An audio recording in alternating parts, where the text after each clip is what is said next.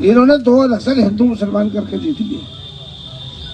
न कहीं हिंदू जा रहा न कहीं मुसलमान जा रहा, हम सारे यही रहेंगे। सारी उम्र से हम रहते आ रहे हैं। झगड़े भी हो भाई भाई का नहीं होता, हिंदू मुसलमान का तो हो ना हो, भाई भाई के साथ हो। कोई लोन होते ये तय खराब कि ये जो प्रधान के MLA के MP के चक्कर में या जिला पंचायत के वोट मांगने जाना पड़ा है घर के, आपके घर पे, मेरे घर पे, इनके घर पे, ये इसे खत्म करने जाते हैं। आपका तुम इन्हें जिता दो, ये चुनाव ही खत्म कर पड़े, कोई चुनाव नहीं होगा। अभी आपने सुना होगा सारे चुनाव एक साथ करेंगे MP MLA, ये सब ड्रामे के चक्कर में है। ये चाहते हैं कि ये चुनाव खत्म हो जाए और हमारे दर पे आगे कोई वोट मांगने वाला नहीं।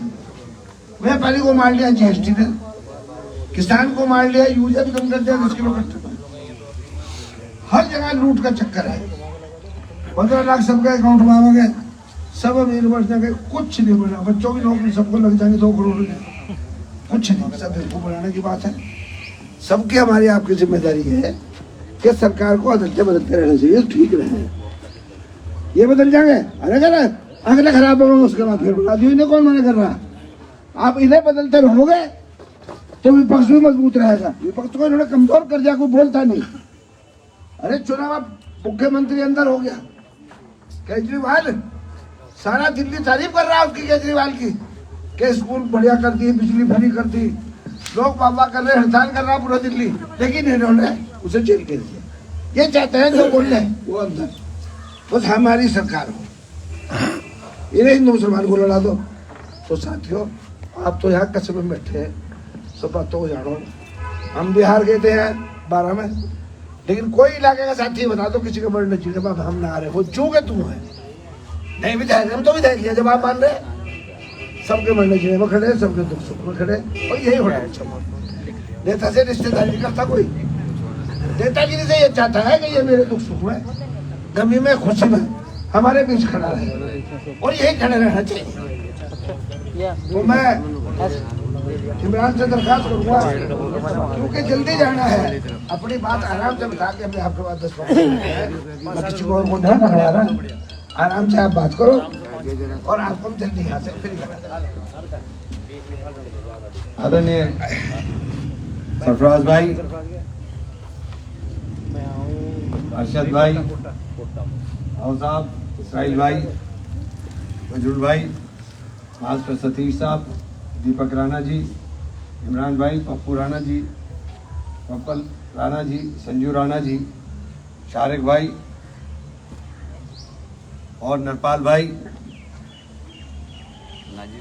यहाँ पे मेरे और सब साथी बैठे हुए, तमाम मेरे साथियों, जैसा सरफराज भाई ने बताया थी कि वक्त, क्योंकि मुझे एकदम अचानक बुला लिया, 4:45 का टाइम है सर्किट हाउस पहुंचने का, और 4:45 MP साहब महिलाएं भी हैं उधर।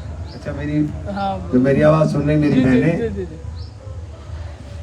तो बहुत लंबी चौड़ी बात है नहीं, सिंपल सी बात है कि आज देश का संविधान खतरे में, और देश का संविधान अगर बदला जाएगा तो हमारे और आपके अधिकारों के ऊपर कुठाराघात होगा।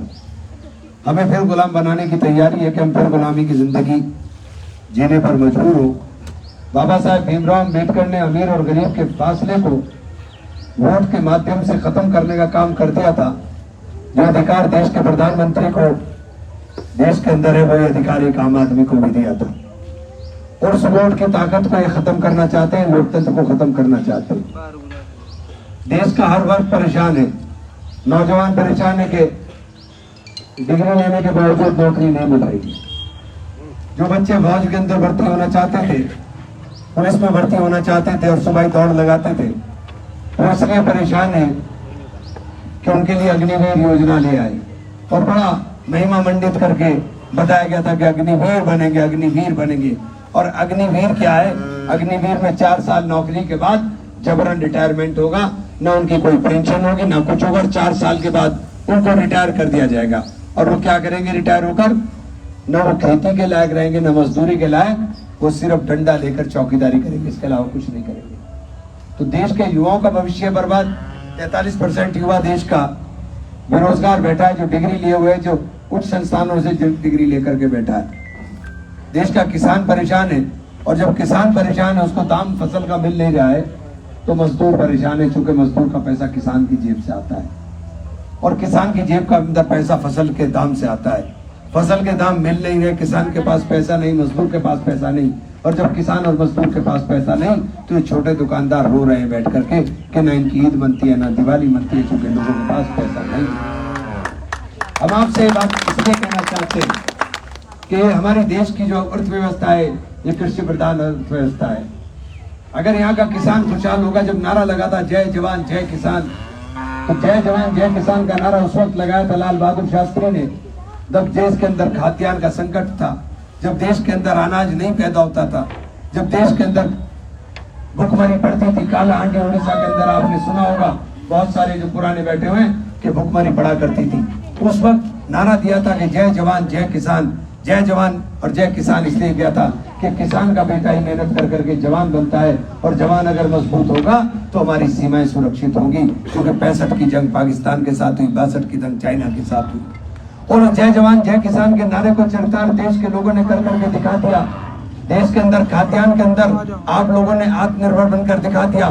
जो देश खाद्यान्न के अंदर दूसरे देशों को ऊपर निर्भर था, वही देश अगले 25 साल के अंदर खाद्यान्न का निर्यात करना शुरू कर दिया। साथियों, आज उस जय जवान जय किसान के नारे की कमर तोड़ने का काम कर दिया। जोश के साथ आर्मी में भर्ती होने जाते थे, आर्मी की भर्ती रोक दी गई है। हर चीज को प्राइवेटाइज किया जा रहा है। आर्मी की भर्ती रोक करके अग्निवीर योजना चला दी। अग्निवीर योजना का कारण देश के अंदर सेना के अंदर जवानों की कमी हो गई।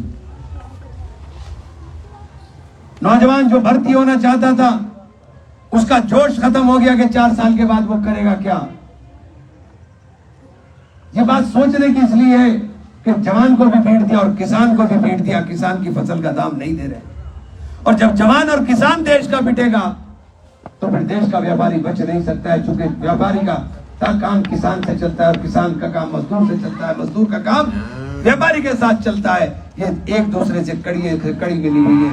ये छोटे व्यापारी को भी बर्बाद करना चाहते हैं, हमें गुलाम बनाना चाहते हैं चंद कंपनियों का।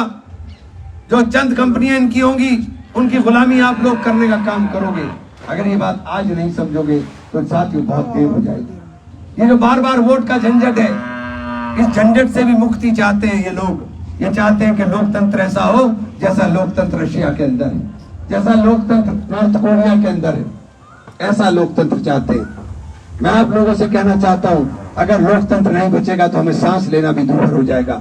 अगर संविधान नहीं बचेगा तो हमारे अधिकार नहीं बचेंगे, हम गुलामी की जंजीरों में फिर जकड़ने का काम करेंगे। देश का संविधान बचाना है तो साथियों साथ चलने का काम करने का काम करेंगे। और एक नारा मैं लगवाऊंगा आप सबसे, क्योंकि संविधान के नाम पर नारा लगना चाहिए, और जब तक संविधान के नारे को हम लोग अपने दिल से लगाने का काम नहीं करेंगे, देश के अंदर साथियों बदलाव नहीं आएगा। ये बदलाव की क्रांति है। इसलिए बहुत जोर के साथ मैं कहूंगा, मेरा मान, आप कहोगे मेरा संविधान, मेरा मान मेरा संविधान। जोर से नारा लगाइए सब लोग, दिल से नारा लगाइए, मेरा मान मेरा संविधान, मेरा मान मेरा संविधान, मेरा मान मेरा संविधान। जय संविधान। जय संविधान। धन्यवाद साथियों, बहुत बहुत शुक्रिया मेरे दोस्तों।